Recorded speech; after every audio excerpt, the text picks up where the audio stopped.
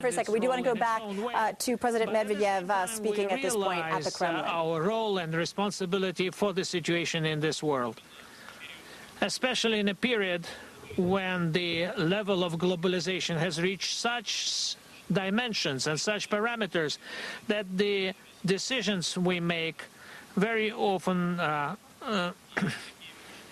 determine the situation in general. And such powerful states as the United States of America and the Russian Federation have special responsibility for everything that is happening on our planet. We have many points of convergence, many mutual interests, and global and economic ones, and a variety of other interests.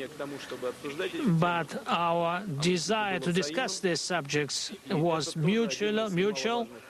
And this is also one of very important results of our meeting, since the work we are doing requires goodwill, mutual respect, and honest understanding of each other's position. We also came to the conclusion that Russian-American relations and the level achieved today does not correspond to their potential, to their possibilities of our countries. And the important thing is that the level that we have today does not correspond to the need of the current age. And without active development of our relations on the foreign affairs agenda, on scientific, trade, educational relations, we'll not be able to build the road to the 21st century. We have spent several hours in very busy negotiations, very specific, and at the same time we dwelled on the questions of philosophy of our cooperation. I'm grateful to the President of the United States for the understanding he showed on the principles that we put forward and our attention to the proposals made by the American side. So despite of the fact that in several hours we cannot remove the burden of all the problems, we have agreed that we will go forward without stopping, that we will make the decisions that are needed for the development of relations between our two countries. We have discussed quite specific problems, and I would like to share some of them with you. We, of course, discussed international subjects. We spoke about such difficult problems as the process of Middle East settlement. We agreed to continue our work, taking into account the visits we had in the Middle East recently and the plans that we discussed. We discussed the possibility of holding Moscow conference on the Middle East. We spoke about a very important subject that is extremely requires the coordination of our activities. This is the problem of Afghanistan. Without our joint work in that area, we would not be able to achieve success in that area, and on that score we have agreed on a special statement. Our relations will be also consolidated by our links in the humanitarian field, in the field of science. This has to be done by all means, and we'll be dealing with this after this meeting in a very persistent way. Now, a few specific results of our negotiations. You are aware of them. We have agreed on a very important subject, the new agreement on strategic offensive arms. This is a basic element of our mutual security. The work was very intensive, and I must admit that our teams, our delegations worked on this subject in a very fruitful way. They have showed a reasonable compromise, and I would like to thank everyone who took part in these negotiations or is going to take part in them. The result of this is that we have reached not only mutual understanding of how we should move forward, but also to the basic levels on which we will advance our cooperation in this field. We agreed on the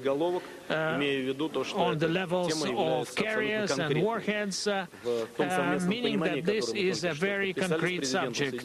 In the mutual understanding that we have just signed with the President of the United States, it is said that our two countries can have from 500 to 1,100 carriers of strategic arms, and from 1,500 to 1,675 warheads. These are the new parameters within which our dialogue will be going on, and where we hope to achieve final agreement that will be part of the new treaty.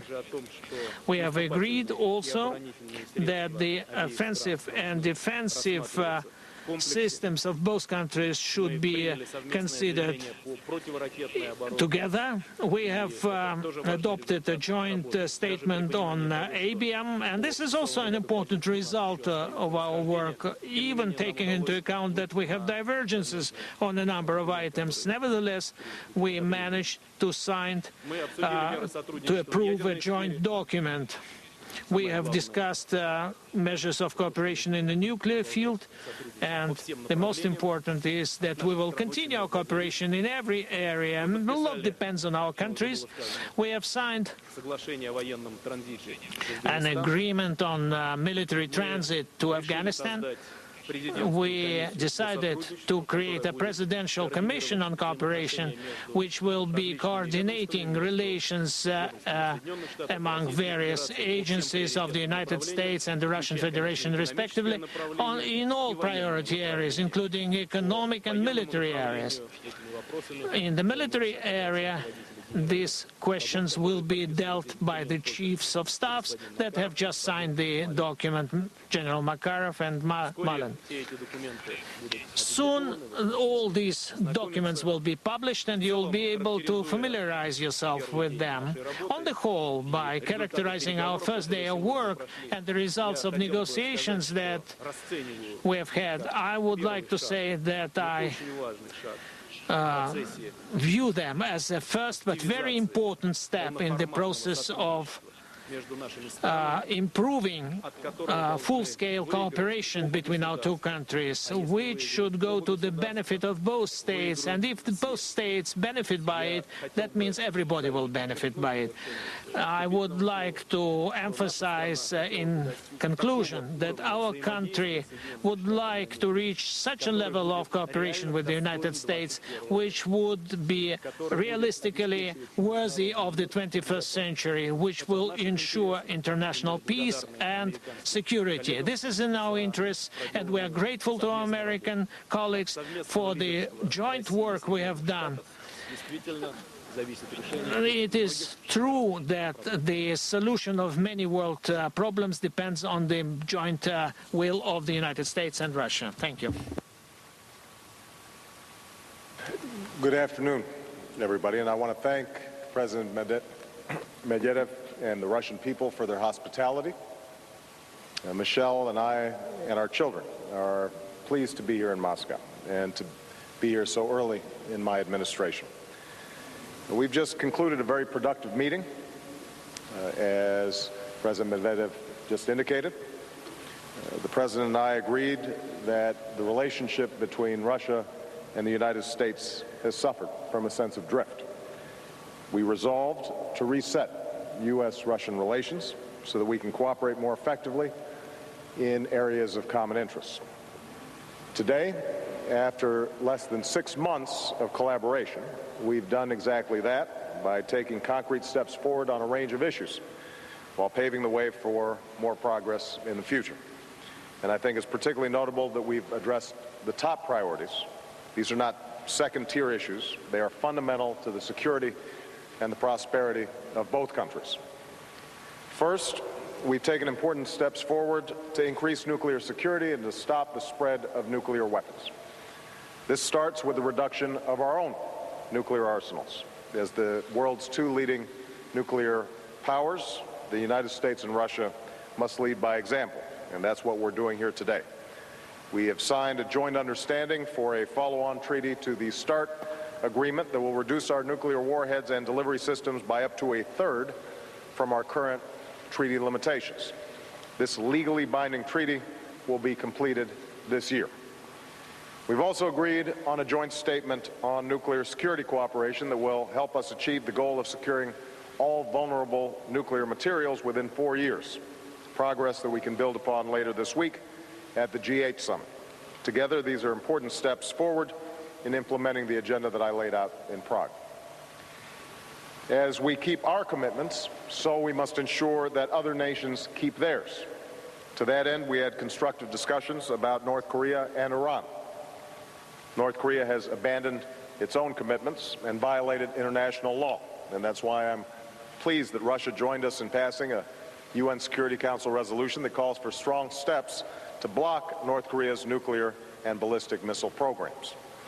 Iran also poses a serious challenge through its failure to live up to international obligations. This is not just a problem for the United States. It raises the prospect of a nuclear arms race in the Middle East, which would endanger global security, while Iran's ballistic missile program could also pose a threat to the broader region. That's why I'm pleased that we've agreed on a joint statement on cooperation on missile defense and a joint threat assessment of the ballistic missile challenges of the 21st century, including those posed by Iran and North Korea. Second, we have taken important steps forward to strengthen our security through greater cooperation. President Medvedev and I agreed upon the need to combat the threat of violent extremism, particularly from al-Qaeda. And today we've signed an agreement that will allow the transit of lethal military equipment through Russia to Afghanistan. This is a substantial contribution by Russia to our international effort, and it will save the United States time and resources in giving our troops the support that they need. Thanks to Admiral Mullen and his Russian counterpart, we've also agreed to resume military-to-military cooperation between the United States and Russia. This provides a framework for improved cooperation and interoperability between our armed forces so that we can better address the threats that we face, from terrorism to privacy. We've also agreed to restore a joint commission on prisoners of war and missing in action, which will allow our governments to cooperate in our unwavering commitment to our missing servicemen and women. And third, we've taken important steps forward to broaden our cooperation on a full range of issues that affect the security and prosperity of our people. President Medvedev and I are creating a U.S.-Russian bilateral presidential commission to serve as a new foundation for this cooperation. Too often, the United States and Russia only communicate on a narrow range of issues, or let old habits within our bureaucracy stand in the way of progress. And that's why this commission will include working groups on development in the economy, energy and the environment, nuclear energy and security, arms control and international security, defense, foreign policy and counterterrorism, preventing and handling emergencies, civil society, science and technology, space, health, education, and culture. And this work will be coordinated by Secretary Clinton and Minister Lavrov, and Secretary Clinton will travel to Russia this fall to carry this effort forward. Just to give you one example of this cooperation is the new Memorandum of Understanding on Health. We've learned, most recently with the H1N1 virus, that a disease that emerges anywhere can pose a risk to people everywhere. That's why our Department of Health and Human Services will cooperate with its Russian counterparts to combat infectious, chronic, and non-communicable diseases while promoting prevention and global health. Finally, I'm pleased that Russia has taken the important step of lifting some restrictions on imports of U.S. livestock. The cost of these restrictions to American business is over $1.3 billion, and we've now made important progress towards restoring that commerce. Now, I won't pretend that the United States and Russia agree on every issue. As President Medvedev indicated, we've had some frank discussions, and there are areas where we still disagree. For instance, we had a frank discussion on Georgia, and I reiterated my firm belief that Georgia's sovereignty and territorial integrity must be respected. Yet even as we work through our disagreements on Georgia's borders, we do agree that no one has an interest in renewed military conflict. And going forward, we must speak candidly to resolve these differences peacefully and constructively. President Medvedev and I are committed to leaving behind the suspicion and the rivalry of the past so that we can advance the interests that we hold in common. Today, we've made meaningful progress in demonstrating through deeds and words what a more constructive U.S.-Russian relationship can look like in the 21st century. Tomorrow, I look forward to broadening this effort to include business, civil society, and the dialogue among the American and Russian people. I believe that all of us have an interest in forging a future in which the United States and Russia partner effectively on behalf of our security and prosperity. That's the purpose of resetting our relations. That is the progress we made today. And I once again want to thank President Medvedev and his entire team for being such wonderful hosts and working so effectively with our teams. Thank you.